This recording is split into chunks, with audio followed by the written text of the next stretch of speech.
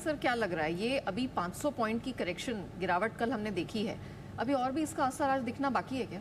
देखिए, बजट का ज़्यादातर असर तो बाजार में आ चुका है, इसमें कोई डाउट ही नहीं। कल भले ही रविवार था, लेकिन घरेलू फंड ने जमकर एक्शन दिखाया। एक्शन में आपको लग रहा हो कि घरेलू फंड ने का एक्शन, सर तो ऐसे बोल रहे हैं एक्शन 500-700 करोड़ की तो बिकवाली की, कौन सी बड़ी की है, राइट। लेकिन बिकवाली इंपॉर्टेंट नहीं है, नया इंपॉर्टेंट क्या है, इसलिए मैंने आज एक नया डेटा दिया है आपको। क्या? खरीदारी या बिकवाली कैसे गिनी जाती है, आपने कितना खरीदा और कितना बेचा, दोनों का फर्क कितना है, ठीक है, वो आपका नेट खरीदारी या बिकवाली। ठीक है, लेकिन कितना खरीदा कितना बेचा वो भी तो देखो। तो 15,000 करोड़ के आसपास की खरीदारी और 15,000 करोड़ के आसपास की बिकवाली, नेट आपका जो आंकड़ा है वो छोटा सा है एफआईज का और घरेलू फंड का खरीदारी और बिकवाली का। तो नेट कितना है आपके लिए, नेट छोटा सा आंकड़ा आया है घरेलू फंड के 683 करोड़ की बिकवाली का।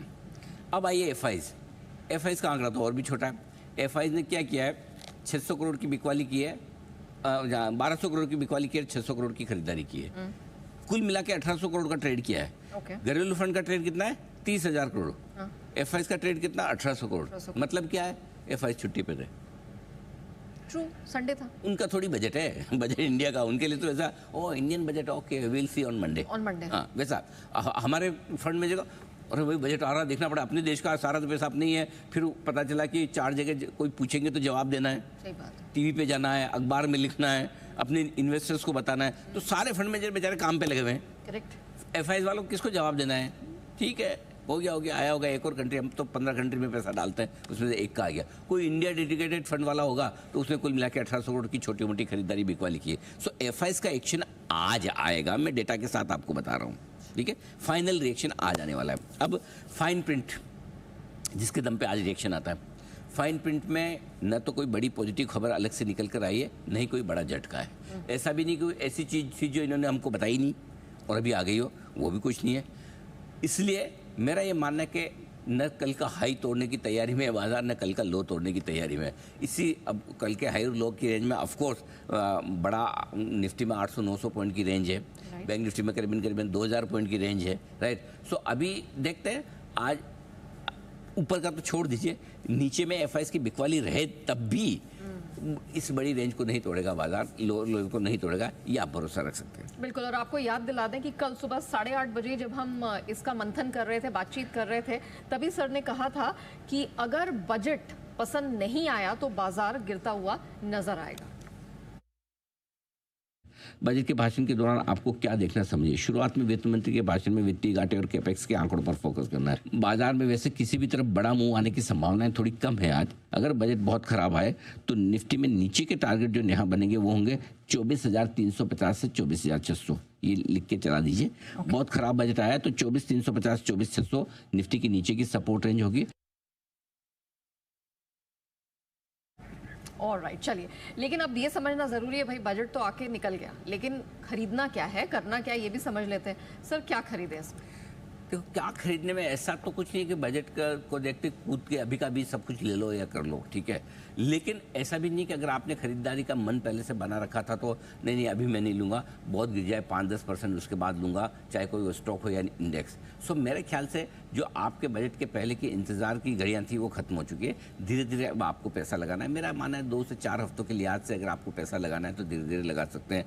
पहली चीज़, बजट किस के लिए मुझे ठीक लगा, इंफ्रास्ट्रक्चर और कंस्ट्रक्शन के लिए बजट ठीक है। 12,20,000 करोड़ का जो कैपेक्स है वो इन कंपनियों को पसंद आएगा। पहली चीज़, इनमें क्वालिटी स्टॉक्स, क्वालिटी नाम आपको मिल भी जाएंगे।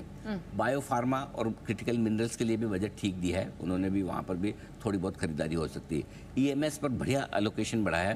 कहीं न कहीं एक चीज़ क्लियर है कि ईएमएस सेक्टर को भारत सरकार एक बड़े मैन्युफैक्चरिंग हब के तौर पर देख रही है। भले ही इसमें ईएमएस कंपनियों के मार्जिन 3-4% के हों, लेकिन ये जो जॉब क्रिएशन और रेवेन्यू जनरेशन का काम बड़ा करते हैं वो सरकार को कहीं न कहीं समझ में आ रहा है। सो ईएमएस पे फोकस पूरा रखा है। टेक्सटाइल तो मुझे ऐसा लगता है कि फोकस तो है ही है। जिस दिन ट्रेड डील होने के संकेत आए ना नेहा, ये टेक्सटाइल तो भाग जाएगा और फट ही जाएगा, फिर उसका तो मतलब खेल ही अलग हो जाएगा। तो लेकिन इस बजट के बाद हम 2 स्टॉक खरीदने पर फोकस करेंगे और वो मैं आपके सामने पेश करना चाहता हूँ बिगुल के साथ। बिगुल स्टॉक ऑफ द डे।